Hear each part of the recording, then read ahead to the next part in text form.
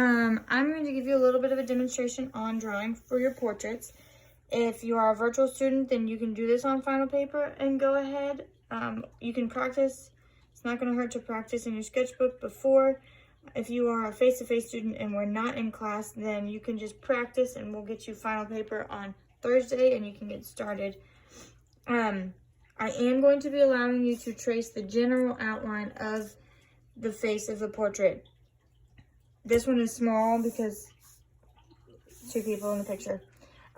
For most of you, and the one that I'm using as an example in class, that one is one person and the head takes up majority of the page, which is the goal. You don't want it to be too small because then the details are hard to get and you will be struggling through getting some details in. A couple little reminders. You will not have, I do not want to see hard outlines. I will use this side. Like, I don't want you to draw the eye like this and have these really dark, I've got some lines in my tables, really dark lines. And then, oh, here we got a nose.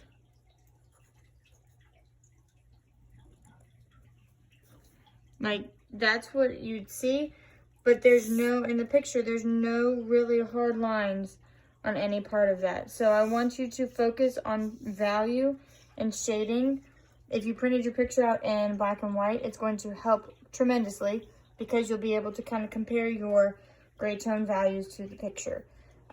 If it's in color, then it is a little bit more difficult, but it is still doable. You can still look at the range of colors and values in the face. You can tell that this part right here is a lot lighter than this part right here. So you know that when you're shading, that this needs to be darker than that side. And then here's some dark and lights.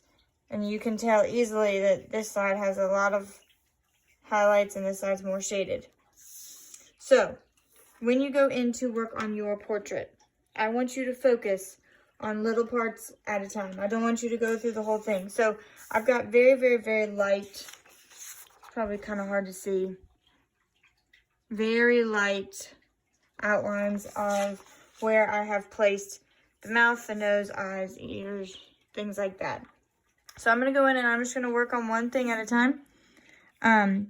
So I'm going to go with, let's start with the eye.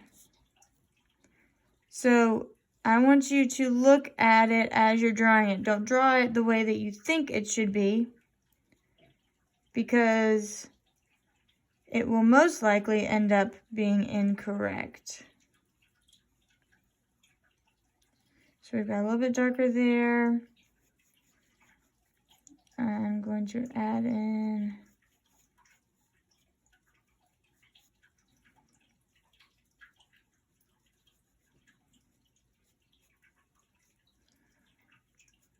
got the eyebrow.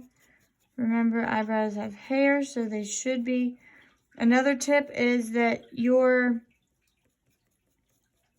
person that you're doing a portrait of is not going to be paper white anywhere. Nobody is paper white.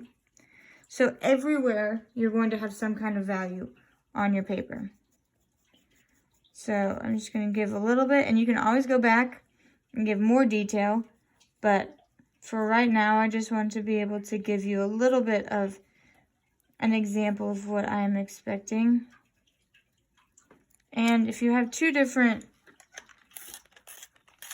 pencils or more, then you'll be able to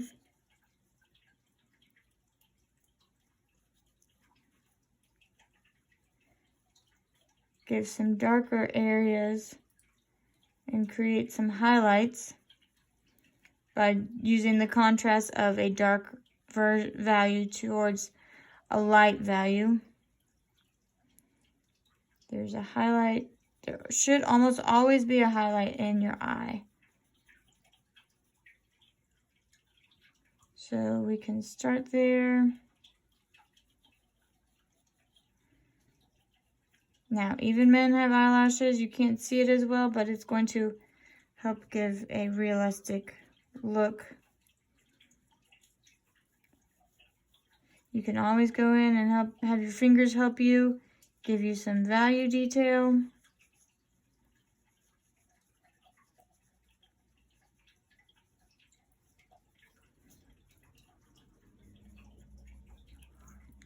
Now, when I get down towards the nose,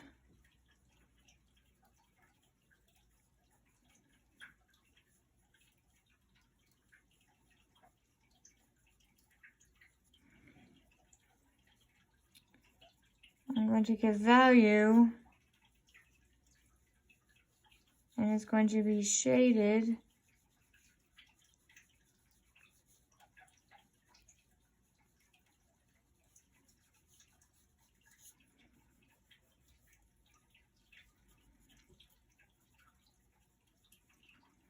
So as you can tell, I'm just adding different values in as I see them in the picture.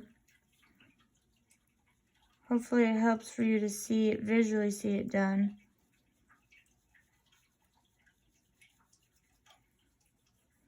I do like to use my finger a lot more than a blending stick just because I feel like I have a little bit more control sometimes with my finger. And I am kind of bouncing back and forth a little bit more than probably should be doing, but it's up to you. I'm just trying to get some different values in here to show you a little bit more.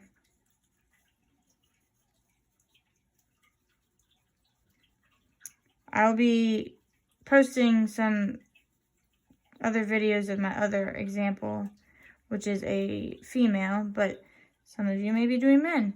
So I wanted to do something that show you guys a little bit so that you can see differences.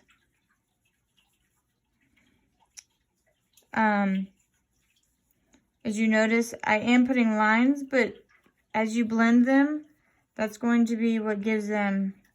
I'm doing lines, but I'm not doing these really dark lines like that.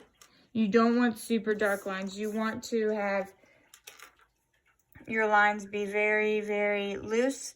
And I'm also not holding my pencil up tight and drawing straight up. I'm holding it loosely. And I'm adding some values that way. Just barely placing my pencil on the paper. Let's get some other values inside. So there's a lot of light on this side, but it is still not super white. So I would still have some kind of value in there. And it does, I don't know if you can see this. So there, the shadow does come up. Starts to come into the picture around here.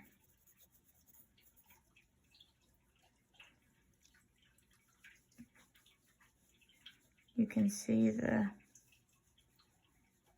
this gives the shape of the face as well.